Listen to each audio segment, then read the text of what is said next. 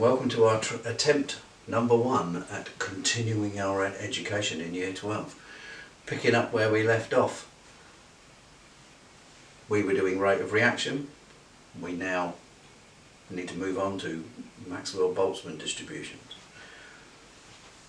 I don't know how successful this will be. What you need to do at certain times is stop the video and go and do some other things. We'll see how that works as we get to it. So first of all, when you're looking at the energy, which is what this is about, the energy in a gas, for instance, you think of them all whizzing around. But they're not all whizzing around at the same speed. There are ones that are faster, there are ones that are slower, and therefore you think of it as, oh, they're all travelling at an average speed, but of course that means there's a distribution. When you have a distribution of pretty much anything, to be honest, whether it's the height of people, you know, all the things that you can measure about people, length of middle finger, something like that, they occur in that kind of shape, where this is the average value in the middle. Now when you look at particles and the energy they have, it's the same, except that you don't often see the entirety of this Bell distribution, which is what mathematicians might call it. We actually tend to see in particles, it's a bit chopped off. And therefore when you put the axes on that graph,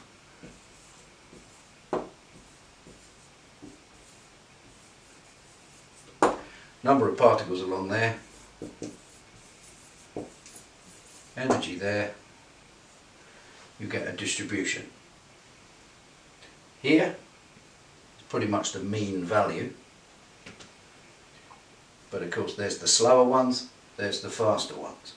Now one of the things you're expected to know is, firstly, that's the shape of a distribution, and it's called a Maxwell-Boltzmann distribution, presumably after the Maxwell and Boltzmann people who did chemistry in the past. You're supposed to know also how that changes when you change the temperature. So here it is at, we'll make up a temperature, 300 Kelvin. It's my wobbly board, you might notice it just wobbled there. 300 Kelvin. Now if you increase the temperature, what doesn't happen is that this thing moves over. You do that, you lose marks. And we're not here to lose marks. So what you need to know is how that Bell distribution changes at a higher temperature, which means that if you know it at a higher temperature, you know what it would look like if it was a lower temperature. So I'll pick up the other coloured pen. Now what happens is, firstly, the average point will move this way. The second thing is it won't be as tall. People always end up drawing them too tall, and then one of the things in the mark scheme, it says it has to be less high than the cooler one. And it will be coming down much more broadly. Now I've got a feeling that black pen hasn't done a good job of writing on that whiteboard there. But it's a much broader, not so tall, stretched out. So the whole tail over here is much higher up. And that, well, what shall we have? 400.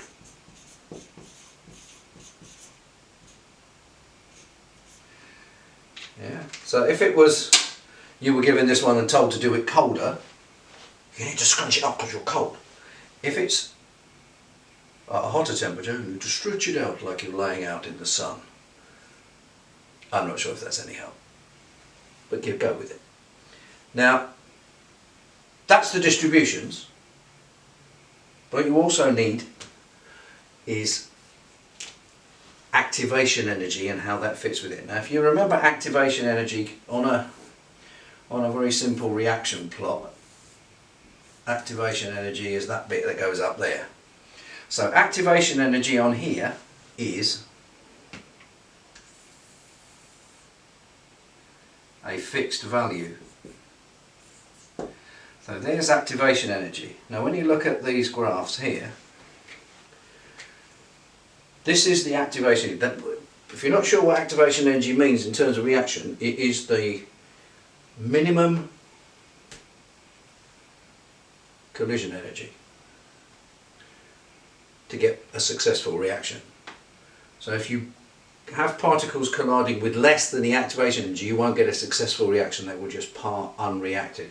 If you exceed the activation energy, you will get a successful rearrangement of bonds and then products will be made. So if this is the activation energy, at this lower temperature, tiny little area of particles will exceed it.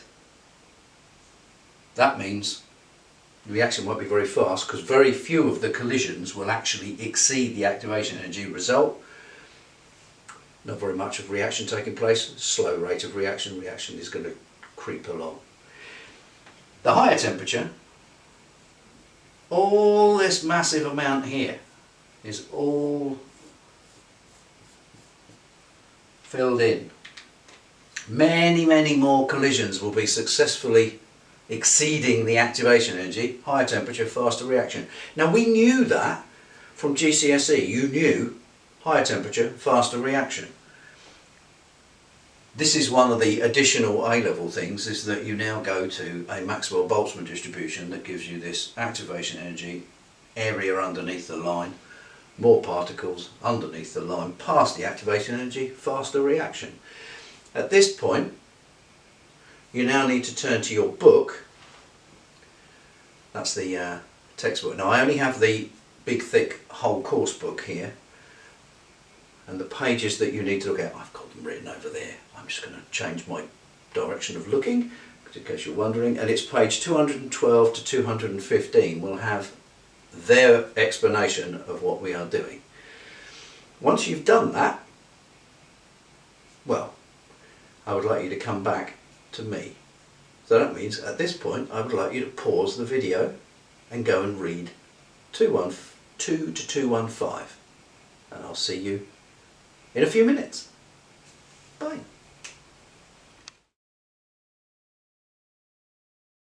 Welcome back. I hope you have read the pages in the Salters book. I just realised that maybe some people are watching this who aren't in my class at school, and they won't know which book it was, so it will have come up on the screen which book we were talking about. Now, the other part of Maxwell-Boltzmann, what you're expected to be able to, here it is drawn, what do I need to draw on there, is what happens with catalysts. So here's standard Maxwell-Boltzmann distribution at whatever temperature, it doesn't matter, and there's the activation energy, but this is the activation energy, no catalyst, this way. So the area under the graph that will have successful collisions is there. Now when you put a catalyst in, it's the same idea. You have an activation energy, but the activation energy with a catalyst, the whole thing that a catalyst does is it provides a different way to do the reaction that has a lower activation energy. So immediately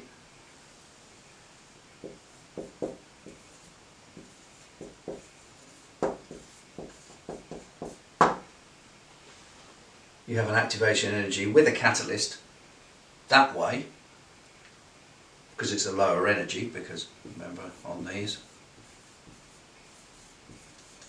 energy goes along there. So it goes that way, which means that the number of particles that are capable of having a successful reaction collision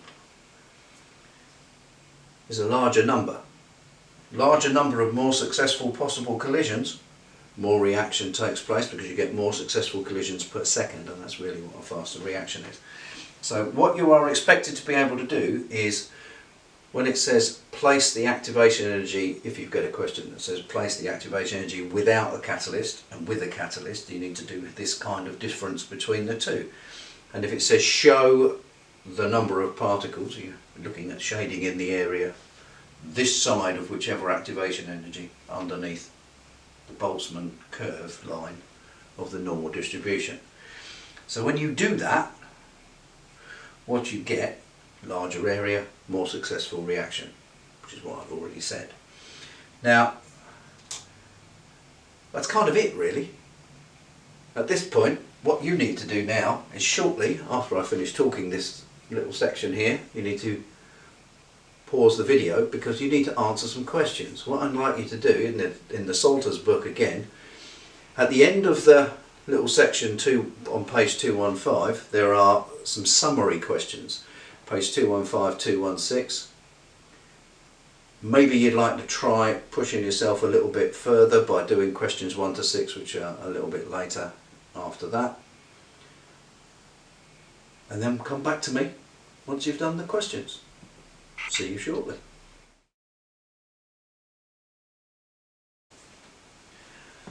Now hopefully you've had a go at those questions. Now most of you know that the answers to those questions are in the back of the textbook.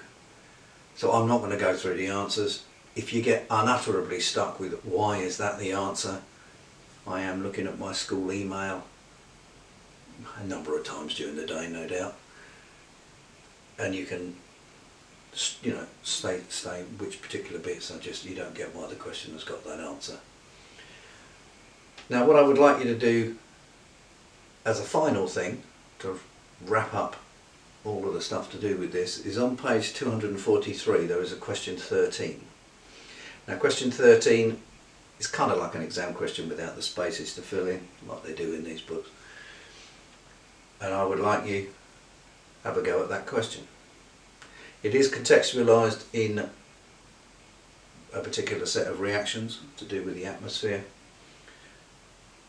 and I will not go through the answers on the whiteboard here, but what I will do is the answers will be there for you to have in the Show My Homework documents that accompany this video.